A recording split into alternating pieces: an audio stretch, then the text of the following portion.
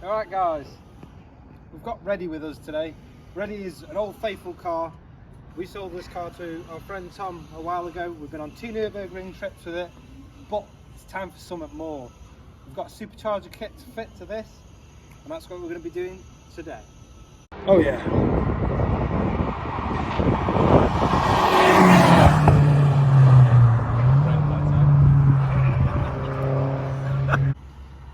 So,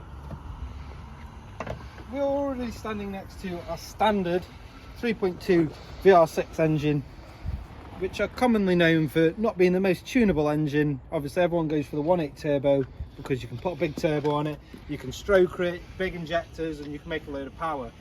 But there's not really a lot on the market available for the 3.2s, but we're going to start looking into what you can get. So superchargers, hopefully we'll be doing a turbocharged conversion this year, and then the world's your oyster.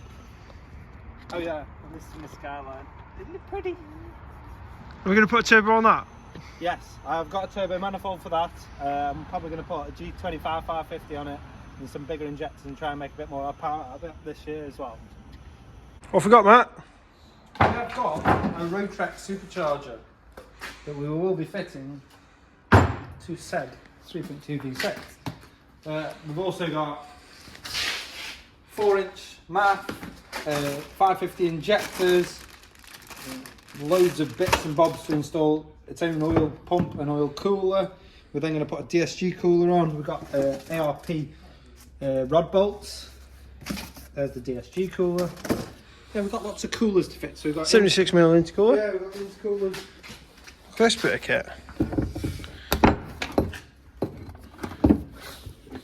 All very custom made. Right, bigger fuel pump. Yeah, we'll need that. So yeah. Okay, we're on day 2, first thing in the morning. Last night I managed to finish up mounting the bracket to the Rotex Supercharger.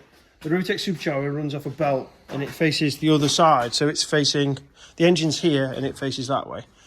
So that's going to drive off the auxiliary belt, but it's mounted on this little aluminium bracket that goes, it mounts to the AC pump via 2 bolts, and then there's 3 bolts here that basically, it's very solid plate. Once it's fitted, it looks a little bit flimsy. Once it's all mounted, it's very tough. So we've put that in.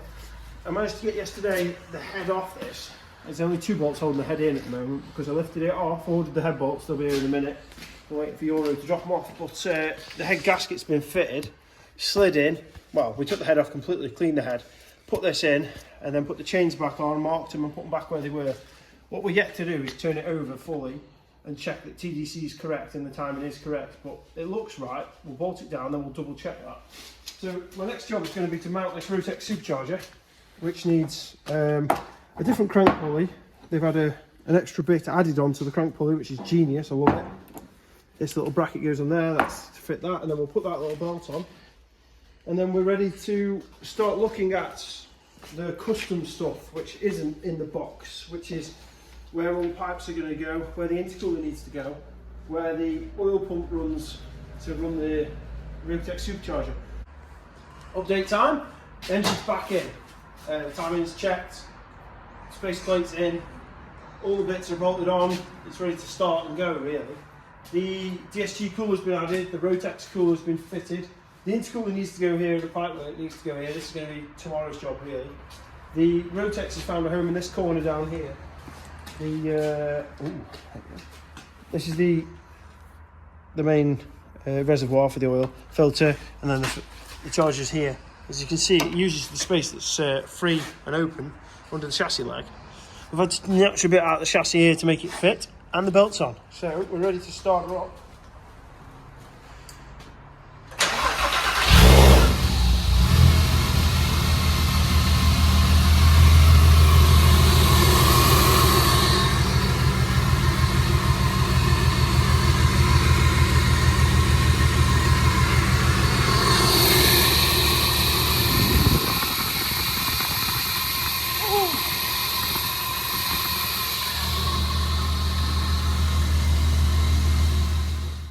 You can see here where the DSG cooler adapter's gone on with the AN fittings to the cooler, and then you can see here the 5mm spacer that's in the head to lower the compression of the engine.